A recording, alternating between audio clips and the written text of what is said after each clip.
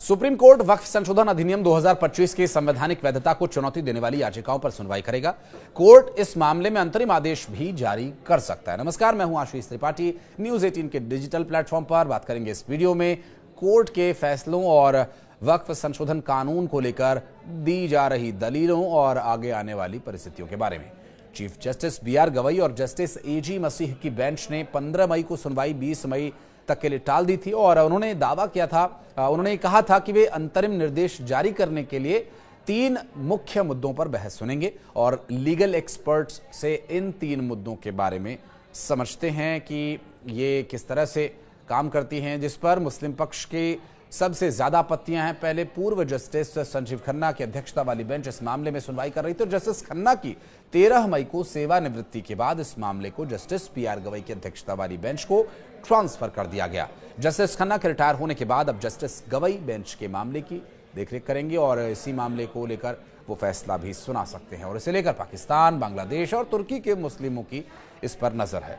वक्फ संशोधन कानून 2025 की वैधता को चुनौती देने वाली याचिकाओं पर सुनवाई करते हुए सुप्रीम कोर्ट ने मंगलवार को कहा कि हर कानून के पक्ष में संवैधानिकता की धारणा होती है। अंतरिम राहत पाने के लिए आपको बहुत ठोस और स्पष्ट कारण पेश करने होते हैं, अन्यथा संवैधानिकता की धारणा बनी रहेगी और इस पूरे मामले में अदालत तब तक हस्तक्षेप नहीं करती जब तक कि स्पष्ट मामला बनता ना दिखे। हालांकि याचिकाकर्ताओं के वकील कपिल सिब्बल ने कानून को मुसलमानों के धार्मिक स्वतंत्रता के अधिकार का उल्लंघन और वक्फ संपत्तियों पर कब्जा करने वाला बताते हुए इस पर अंतरिम रोक लगाए जाने की मांग की। उधर केंद्र ने कानून को सही ठहराते हुए कहा कि वक्फ अपने स्वभाव से ही एक धर्मनिरपेक्ष अवधारणा है और संवैधानिकता की धारणा को देखते हुए इस पर रोक नहीं लगाई जा सकती है और अभी रोक फिलहाल लगने वाली भी नहीं है क्योंकि ऐसा कोई निर्देश, ऐसी कोई टिप्पणी कोर्ट की तरफ से भी नहीं की गई है। साथ ही अदालत से अंतरिम आदेश के पहलू पर सुनवाई 3 प्रमुख मुद्दों तक सीमित रखने का अनुरोध किया गया।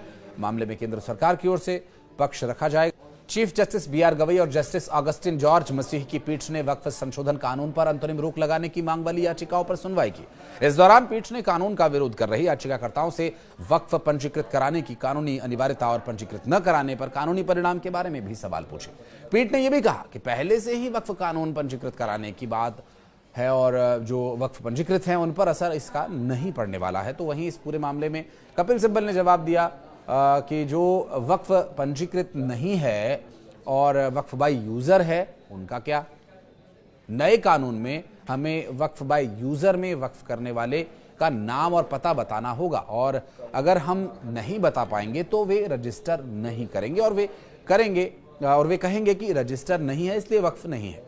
अंतरिम आदेश के मुद्दे पर पहले याचिकाकर्ताओं की ओर से वरिष्ठ वकील कपिल सिब्बल ने दलील दी थी और कहा यह जा रहा था कि वक्फ कानून की सुरक्षा के लिए है और वक्फ की सुरक्षा के लिए है और जबकि इसका उद्देश्य वक्फ पर कब्जा करना है और यहाँ ये भी कहा गया कि कानून इस तरह बनाया गया है कि बिना किसी प्रक्रिया का पालन किए वक्फ की संपत्ति को छीन लिया जाए। कपिल सिब्बल ने कानून की विभिन्न धाराओं को उल्लेखित कर उनकी वैधानिकता पर भी सवाल उठाया और कानून को संविधान के अनुच्छेद 25 और 26 में मिले धार्मिक स्वतंत्रता, धार्मिक संपत्तियों के प्रबंधन के मौलिक अधिकार का उल्लंघन बताया। उन्होंने संशोधित कानून में वक्फ बाय यूजर को खत्म करने, केंद्रीय वक्फ परिषद और राज्य वक्फ बोर्ड्स में गैर मुस्लिम सदस्यों को शामिल करने और वक्फ करने वालों के लिए 5 साल का प्रैक्टिसिंग मुस्लिम होने की शर्त को गलत बताया। गैर पंजीकृत वक्फ को वक्फ संपत्ति न मानने पर भी सवाल उठाए गए। कोर्ट ने यह भी सुनवाई के दौरान याचिकाकर्ताओं का पक्ष स्पष्ट करने के लिए सवाल पूछे, जैसे कि क्या पहले के वक्फ कानून पर वक्फ पंजीकृत करना जरूरी था या स्वैच्छिक था, क्या पंजीकृत न कराने का कोई परिणाम भी तय था। सिब्बल ने कहा कि कानून में वक्फ पंजीकृत कराने की बात थी और मुतवल्ली की जिम्मेदारी थी वक्फ पंजीकृत कराएं और वक्फ पंजीकरण न कराने पर मुतवल्ली पर कार्रवाई होने की बात भी कही गई थी, लेकिन कानून में पंजीकृत न होने पर वक्फ समाप्त होने की बात नहीं थी। सिब्बल के अलावा याचिकाकर्ताओं की ओर से वरिष्ठ वकील अभिषेक मनु सिंघवी, सीओ सिंह, राजीव धवन, हुजैफा अहमदी ने भी पक्ष रखा और सभी ने याचिकाओं पर अंतिम फैसला आने तक कानून पर अंतरिम रोक लगाने की मांग की। अंतरिम आदेश की मांग पर सीजेआई ने कहा कि संविधान के बारे में संवैधानिकता की धारणा होती है और जब तक कोई स्पष्ट मामला न बनता हो अदालतें हस्तक्षेप नहीं करती। हालांकि सिब्बल ने संशोधित कानून के प्रावधान पर सवाल उठाते हुए कहा कि वक्फ संपत्ति का प्रबंधन करने का अधिकार छीन लिया गया। पहले संपत्ति को प्राचीन धरोहर के रूप में संरक्षित करने के बावजूद संपत्ति की वक्फ की पहचान को समाप्त नहीं किया जाता था, जबकि नए कानून में अगर यह संरक्षित स्मारक घोषित है तो वक्फ नहीं रहेगा।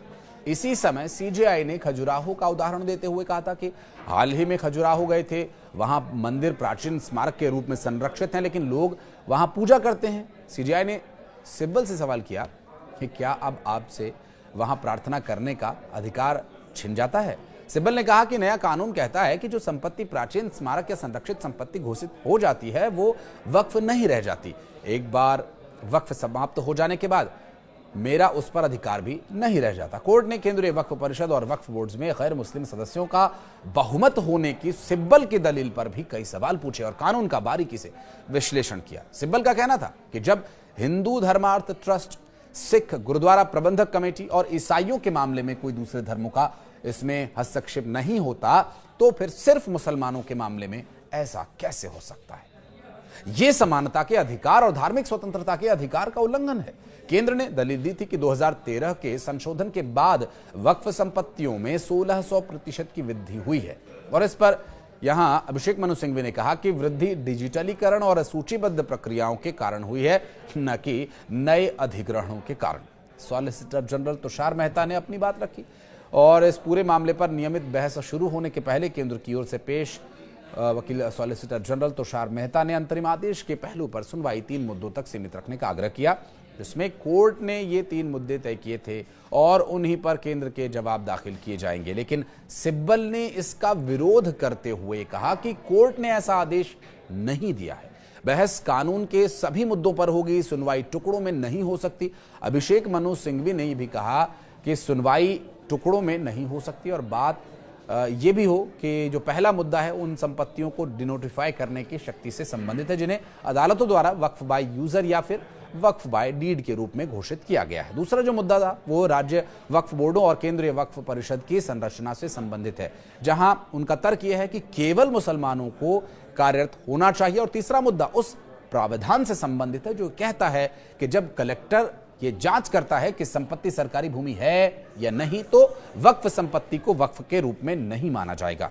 वक्फ संशोधन कानून 2025 की संवैधानिकता पर कोर्ट 5 मुख्य याचिकाओं पर सुनवाई कर रहा है, जिसमें इसमें एआईएमआईएम के प्रमुख असदुद्दीन ओवैसी और जमीयत उलेमाए हिंद की याचिकाएं शामिल हैं। पिछली सुनवाई पर कोर्ट ने केंद्र की ओर से दिए गए आश्वासन को दर्ज किया था और केंद्र सरकार ने कोर्ट को यह भरोसा दिया था कि अगले आदेश तक केंद्रीय वक्फ परिषद और राज्य वक्फ बोर्ड्स में गैर मुस्लिम सदस्यों की नियुक्ति नहीं की जाएगी। और इसके अलावा केंद्र ने यह भी कहा था कि ये अधिसूचित या पंजीकृत वक्फ, जिसमें वक्फ बाय यूजर भी शामिल है, उन्हें गैर अधिसूचित नहीं किया जाएगा और उनकी जो प्रकृति है उसमें बदलाव किया जाएगा। और इसके साथ ही उसकी प्रकृति में बदलाव किए जाने की बात से यह तय हो गया कि जब तक कोई निर्णय नहीं निकल जाता तब तक बोर्ड्स में गैर इस्लामिक लोगों की नियुक्ति नहीं होगी और जो वक्फ की संपत्ति है उसे उसी तरह से यथावत बनाए रखा जाएगा। लेकिन केंद्र का जवाब जब कोर्ट में दाखिल होगा उसके बाद क्या स्थिति होगी, इस पर भी आगे डिटेल्ड वीडियो आपके लिए लेकर आएंगे।